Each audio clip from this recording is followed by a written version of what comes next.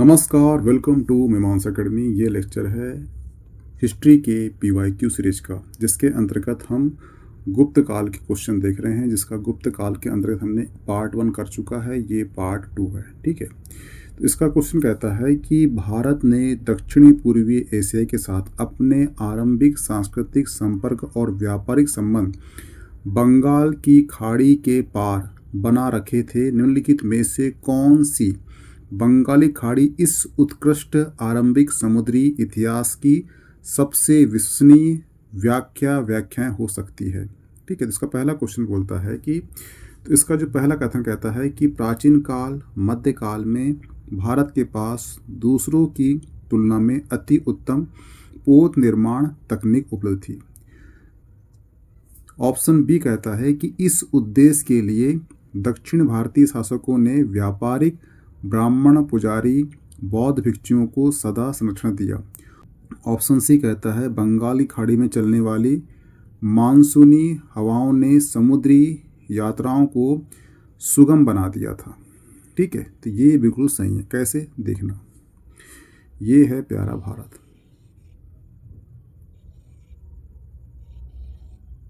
ठीक है, और ये है बंगाली खाड़ी। हुआ क्लियर? ये है साउथ इंडिया और ये है ईस्ट। ठीक है, और यहाँ से हमारा था सांस्कृतिक और व्यापारिक संबंध। हुआ क्लियर? और इसके लिए बंगाली खाड़ी से यहाँ से जाना आसान था। क्यों? क्योंकि जो मानसूनी हवाएं थी वो समुद्री यात्राओं को सुगम बना देती थी। इसलिए ये वाला जो क्वेश्चन होगा, इसका जो आंसर होगा, इसका आंसर हो जाएगा ऑप्शन सी। हुआ क्लियर? ये ध्यान रखना। प्राचीन भारत में देश की अर्थव्यवस्था में अत्यंत महत्वपूर्ण भूमिका निभाने वाली श्रेणी संगठन के संदर्भ में निम्नलिखित में से कौन सा कथन सही है? ठीक है, तो पहले ये जान लीजिए कि श्रेणी क्या है। ये है श्रेणी। ठीक है, तो श्रेणी जो है इसका वेतन, काम और नियम और मानक और कीमत। ठीक है, ये सब कुछ जो है पहले से होता था, निर्धारित या तय था पहले से। ठीक है, और जो श्रेणी है इसका जो काम था, इसके संचालन में कोई भी हस्तक्षेप नहीं होता था। ठीक है, अब पढ़ लेते हैं इसका ऑप्शन। तो पहला ऑप्शन है प्रत्येक श्रेणी राज्य के एक केंद्रीय प्राधिकरण के साथ पंजीकृत होती थी और प्रशासनिक स्तर पर राजा उनका प्रमुख होता था। गलत, ऐसा होता ही नहीं था। ठीक है, क्योंकि इसके काम में कोई भी संचालन में कोई भी हस्तक्षेप नहीं होता था। दूसरा है श्रेणी में वेतन काम करने के नियम मानकों और कीमतों को सुनिश्चित करती थी। तो ये बिल्कुल सही है। वेतन काम नियम मानक कीमत पहले से ही तय होते थे। ठीक है, ऑप्शन सी श्रेणी का अपने सदस्यों का एक न्यायिक अधिकार था। ये बिल्कुल सही है, क्योंकि उसके काम में कोई भी हस्तक्षेप नहीं करता था, तो उसका एक न्यायिक अधिकार भी था। तो ऑप्शन 2 और 3 ये बिल्कुल सही है। तो इसका जो आंसर हो जाएगा वो हो जाएगा ऑप्शन सी। हुआ क्लियर? गुप्त काल में गुजरात, बंगाल, दक्कन, तमिल राष्ट्र में स्थित केंद्र किससे संबंधित थे? तो ये ध्यान रखना, जो गुप्त काल था उसमें जो प्रमुख उद्योग था वो था वस्त्र निर्माण।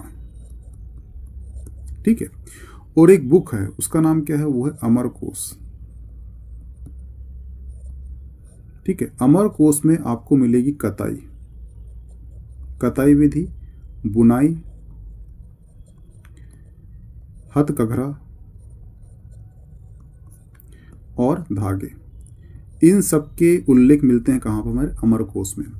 अमरकोश जो बुक है ये एक्चुअली अमर सिंह की बुक है, और इस बुक में आपको रेहड़ पद्धति मिलती है, यानी कृषि संबंधी सिंचाई हेतु। और ये क्वेश्चन पूछ चुका है यूपीएससी के 2020 या 21 के प्री में। ठीक है, तो ध्यान रखना। तो सबसे प्रमुख उद्योग क्या था? तो वो था आपका वस्त्र उत्पादन। तो जो गुजरात बोलो, बंगाल, दक्कन, तमिल, ये सभी केंद्र थे किसके? वो थे वस्त्र उद्योग के। और इन सब का उल्लेख धागे का, कताई का, बुनाई का, हथकरघा, ये सब कहाँ मिलता है? ये सब मिलता है हमें कहाँ पर? अमरकोश में, ध्यान रखना। हुआ क्लियर?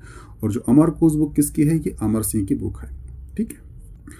प्राचीन काल में किस वर्ण को सार्तवाह भी कहा जाता था? ठीक है, तो ध्यान रखना ये था व्यापारिक। व्यापारिक की समिति, समिति को बोलते क्या? निगम।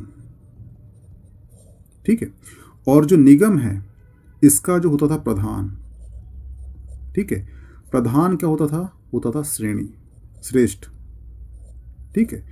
जो निगम है उसका प्रधान को बोलते श्रेष्ठ, और जो श्रेष्ठ है वो बैंकर और साहूकार, ये दो का काम करता था। ठीक है। और जो व्यापार का समूह होता था, जो व्यापारी होते हैं, व्यापारी का समूह, ठीक है, उसका जो होता था नेता, उसे कहते थे सार्थवाह। हुआ क्लियर? यानी जो व्यापारी होते थे उनका जो समूह होता था, उसका जो नेता होता था, उसे कहते थे सार्थवाह। और इन सभी का उल्लेख कहाँ दिया गया है? इन सभी का उल्लेख जो है अमरकोश बुक में लिखा गया है। और अमरकोश बुक किसकी है? वो अमर सिंह की बुक है। ठीक है। तो यहाँ पे जो सार्थवाह दिख रहा है आपको, इसका मतलब क्या होगा? इसका मतलब होगा व्यापार, यानी कि वैश्य वर्ण से। हुआ क्लियर? क्योंकि यहाँ पूछा कौन से वर्ण से संबंधित था। ठीक है, ये ध्यान रखना। निम्नलिखित में से किसका प्राचीन भारत में आयुर्वेद शास्त्र से संबंध नहीं है? तो ध्यान रखना जो है ये अपने भास्कराचार्य। ये कौन है? तो ये एक गणितज्ञ है और एक खगोलज्ञ भी है। इनका एक ग्रंथ है, वो ध्यान रखना, उसका नाम है सिद्धांत शिरोमणि। सिद्धांत शिरोमणि।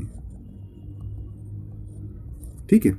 और इसका जो पार्ट 1 है ना, पहला भाग जो है वो कौन सी है? वो है लीलावती। ठीक है। लीलावती कौन थी? तो इनकी वो पुत्री थी। अपनी पुत्री को मैं सिखाने के लिए उन्हें बुक की रचना की थी लीलावती, और वो सिद्धांत शिरोमणि का पहला पार्ट है। ठीक है। इस प्रकार से यहाँ बोला उसने कि कौन आयुर्वेद शास्त्र का संबंध नहीं है, तो कौन होगा? वो होगा भास्कराचार्य। हुआ क्लियर? ठीक है। धन्वंतरी कौन है? धन्वंतरी जो है ये चंद्रगुप्त द्वितीय के 9 रत्नों में से एक है। और ये भी कौन थे? ये आयुर्वेदिक शास्त्र के प्रखान पंडित थे। चरक कौन है? तो चरक जो है इन्होंने लिखी है चरक संहिता। चरक संहिता। ठीक है। और अभी जो होते हैं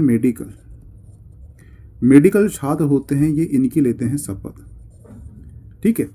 पहले लेते थे हिप्पोक्रेटस की, लेकिन अब लेते हैं किसकी? ये चरक की। ध्यान रखना, अभी वर्तमान में ये 2020 चेंज हुआ है कि जो मेडिकल छात्र होते हैं, जो MBBS करते हैं, ये चरक की शपथ लेते हैं। और इसके पहले लेते थे शपथ किसकी? हिप्पोक्रेटस की लेते थे। हुआ क्लियर? तो ध्यान रखना इस चीज़ का। और चरक जो हैं ये 6th सेंचुरी आसपास में ये एक महान आयुर्वेदाचार्य थे, और इन्होंने लिखी चरक संहिता लिखी। ये क्वेश्चन पूछता है इसलिए। ठीक है, ध्यान रखना। इसका आंसर क्या होगा? इसका आंसर हो जाएगा ऑप्शन बी। लीलावती के लेखक कौन है?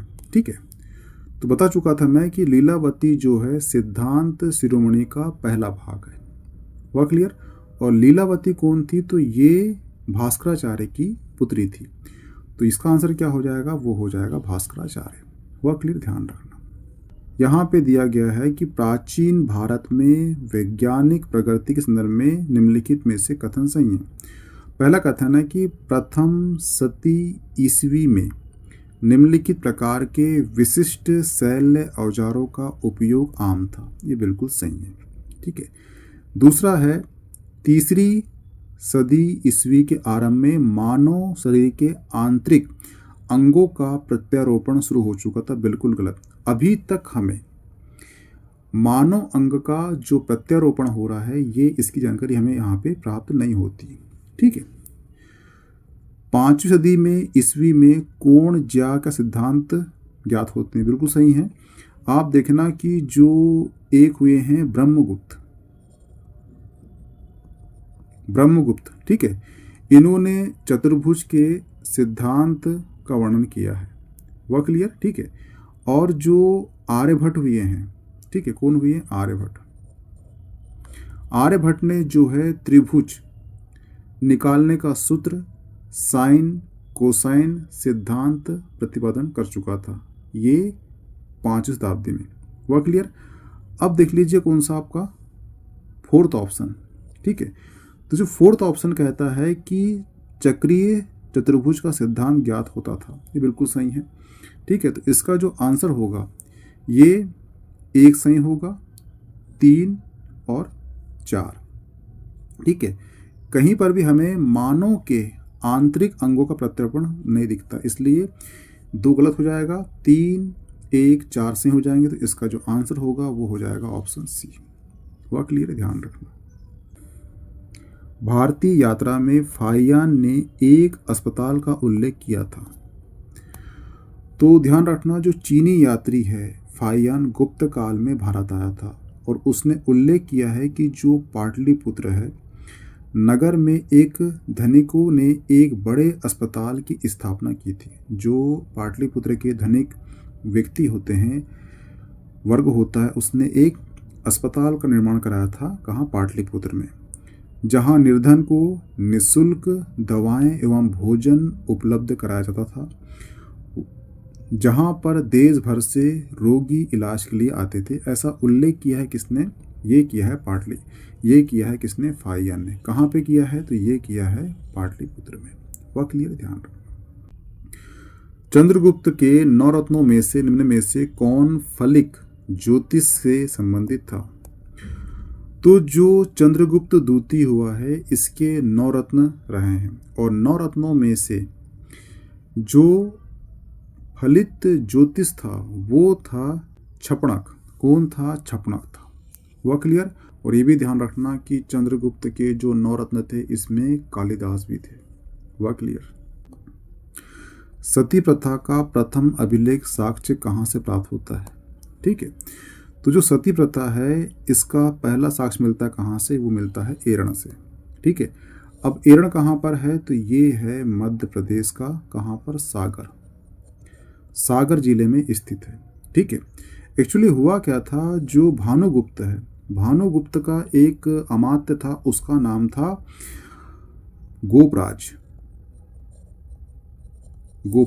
गोपराज ही क्या होता है, युद्ध में मृत्यु हो जाती है तो उसकी पत्नी को सती होना पड़ता है। ऐसा उल्लेख कहाँ किया गया है? एरण के अभिलेख में किया गया है और ये सती प्रथा का प्रथम उल्लेख है। वह क्लियर? अब क्वेश्चन यहाँ से उठेंगे आपसे कि ये एरण कहाँ पर है? तो ये है आपका सागर जिले में। ठीक है, सती किसकी हुई थी पत्नी? गोपराज की हुई थी। गोपराज कौन था? अमात्य था। किसका अमात्य था? तो भानुगुप्त था। तो ये अभिलेख का संबंध किससे है? वो भानुगुप्त से संबंधित है, ध्यान रखना। हुआ क्लियर? और ये अभिलेख कब का है? तो ये अभिलेख है 510 ईस्वी का है। हुआ क्लियर? ध्यान रखना। गुप्त संवत की स्थापना किसने किया था? ठीक है, तो ये क्वेश्चन कल का पहला क्वेश्चन था। मैं बता चुका था कि गुप्त संवत जो है या गुप्त वंश जो है इसका वास्तविक संस्थापक कौन है? तो वो है चंद्रगुप्त प्रथम, और इसने जो है महाधिराज की उपाधि धारण किया था और साथ ही गुप्त संवत 319 ईस्वी आरंभ कराया था। तो इसका आंसर क्या हो जाएगा? वो हो जाएगा ऑप्शन ए हो जाएगा। वह क्लियर? लेकिन कभी क्वेश्चन पूछता है आपसे गुप्त संवत का, लेकिन कभी क्वेश्चन पूछता है कि गुप्त वंश का संस्थापक कौन है? तो वो है श्रीगुप्त। वह क्लियर? इसका पुत्र हुआ है घटोत्कच, और घटोत्कच का उल्लेख कहाँ मिलता है? तो मध्य प्रदेश में जो रीवा में सूपिया अभिलेख है वहां पे इसका उल्लेख मिलता है, ध्यान रखना। वह क्लियर? सम्राट दिया है और ये विरुद्ध दिया है। ठीक है, तो जो अशोक है उसका नाम क्या मिलता है हमें? वो मिलता है मस्की अभिलेख में मिलता है प्रियदर्शनी। ठीक है, और जो समुद्रगुप्त है उसका संबंध किससे है? तो वो है पर क्रमांक। और जो चंद्रगुप्त है उसकी उपाधि क्या है? तो वो है विक्रमादित्य। और जो स्कंदगुप्त है उसका संबंध किससे है? तो वो है क्रमादित्य। वह क्लियर? आप मिलान कर लेना इसे। नगरों का क्रमिक पतन किस काल की एक महत्वपूर्ण विशेषता थी? तो नगरों का क्रमिक पतन जो है ये गुप्त काल की महत्वपूर्ण घटना थी। क्यों?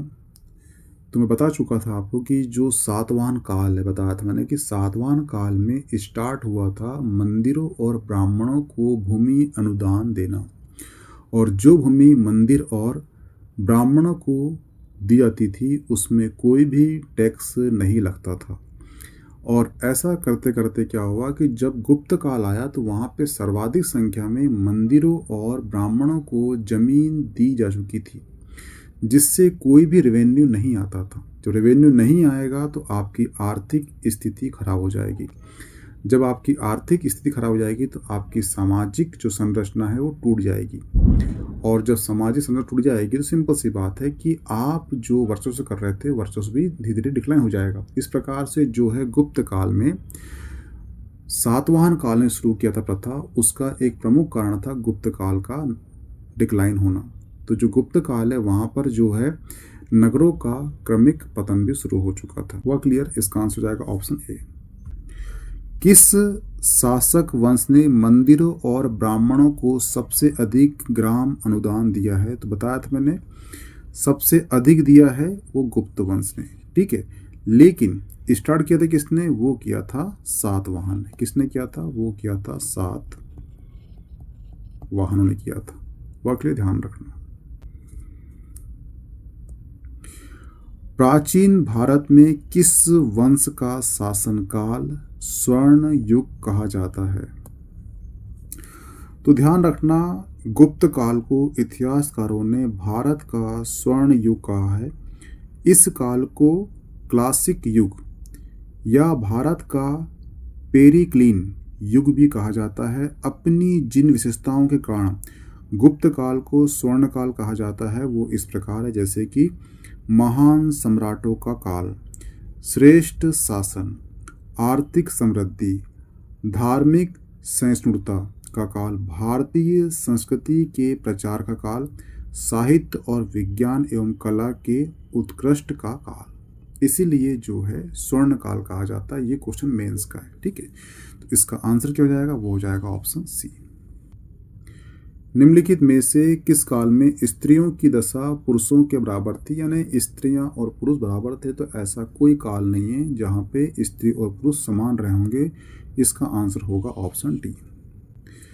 ये ध्यान रखना कि ऋग्वेद काल को छोड़ दो तो कोई भी ऐसा काल नहीं है जहां पे महिला और पुरुष की स्थिति समान रही होगी। आज भी नहीं है। अभी 2023 में IMF की रिपोर्ट आई थी, उसमें बोला गया था कि भारत में जो महिला और पुरुष को बराबर होने में अभी भी 132 साल लगेंगे, ठीक है।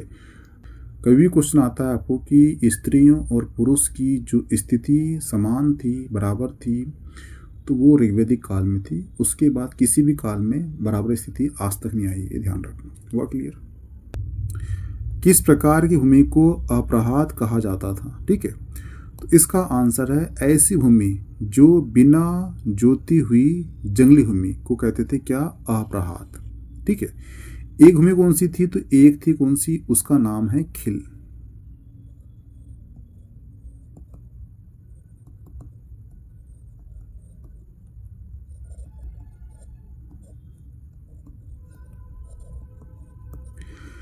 खिल का मतलब है ना कि ऐसी भूमि इसे जोता नहीं जाता था। एक थी वास्तु। ठीक है, वास्तु यानी कि निवास करने योग्य। निवास करने योग्य जो भूमि होती थी उसे कहते वास्तु। एक था क्षेत्र, इसका मतलब क्या होता है? खेती की भूमि। ठीक है, तो इस प्रकार से कभी खिल आए यानी ऐसी भूमि इसे जोता नहीं जाता था। वास्तु यानी कि निवास करने योग्य भूमि, और क्षेत्र यानी कि खेती की भूमि, और अप्रहात यानी कि जंगली भूमि। वह क्लियर ध्यान रखना इस चीज को। गुप्त साम्राज्य द्वारा निम्नलिखित में से किन्हें कर रहित कृषि भूमि प्रदान की जाती थी? तो इसका आंसर क्या है? बताया था मैंने, वो है ब्राह्मण। शुरू किसने किया था? सातवाहन ने। वह क्लियर ध्यान रखना। प्राचीन भारत गुप्त राजवंश के समय संदर्भ में नगर, घटासाला, कदूरा, चौल किस लिए विख्यात थे? तो घटासाला, कदूरा, चौल गुप्त काल में बड़े बंदरगाह शहर थे। क्या थे? बड़े बंदरगाह शहर थे। हुआ क्लियर। जहाँ से विदेशियों से व्यापार किया जाता था, घटसाला और कदुदुरा, घटसाला एवं कदुदुरा ये पूर्व तटीय बंदरगाह शहर थे, और जो चोल और वहीं पर चौल पश्चिमी तटीय बंदरगाह शहर का प्रतिनिधित्व करते थे।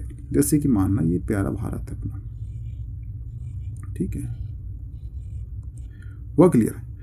तो यहाँ पे जो है, यहाँ पे था क्या, वो था चौल, ठीक है, और यहाँ पे क्या था, घटसाला, घटासाला, और एक क्या था, कदूरा, ठीक है। ये जो है बड़े शहर थे बंदर का, जहां से विदेशी व्यापार संचालित होता था। वह क्लियर। तोरमाण किस जाति दल का था?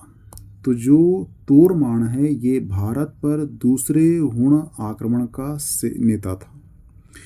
मध्य भारत के एरन नामक स्थान से वराह प्रतिमा पर खुदा हुआ उनका एक लेख मिलता है, जिससे पता लगता है कि धन्य विष्णु उसके शासन काल के प्रथम वर्ष में उसका सामंत था।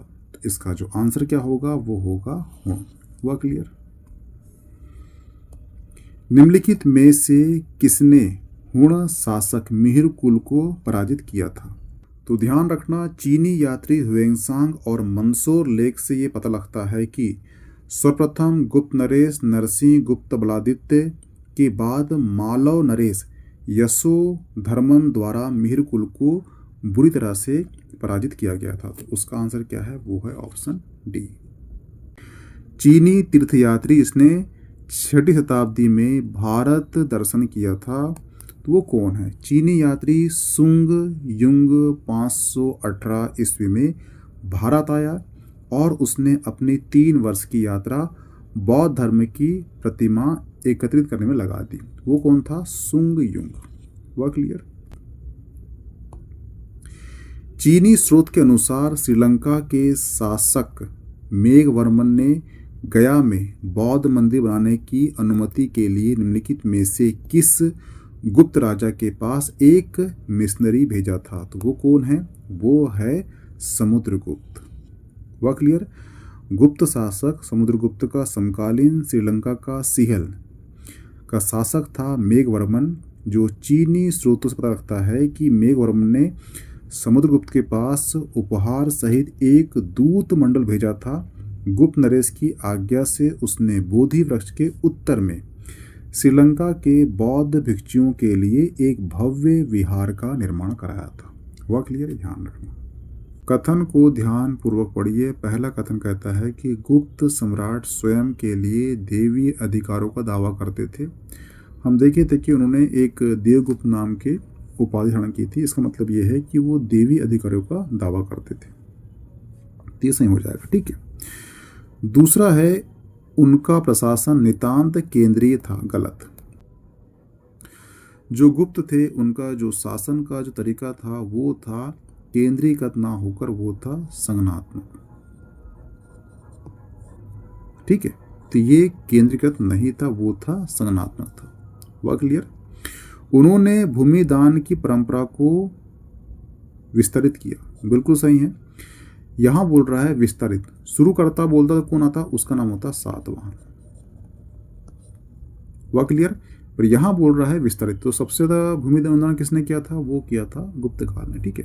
तो इसका जो कथन 1 सही हो जाएगा, ठीक है, और 2 गलत हो जाएगा, 3 सही हो जाएगा। इस प्रकार से ऑप्शन सी सही हो जाएगा। वह क्लियर, ध्यान रखना। तो यहाँ पे आपका जो गुप्त काल का पार्ट 2 का PYQ MCQ सीरीज का पार्ट समाप्त होता है। इसकी PDF मिल जाएगी आपको मीमांसा एकेडमी के एप्लीकेशन पर। तो प्लीज़ ज्वाइन कर लीजिए उसे। Okay, thanks. मिलते हैं नेक्स्ट पार्ट में।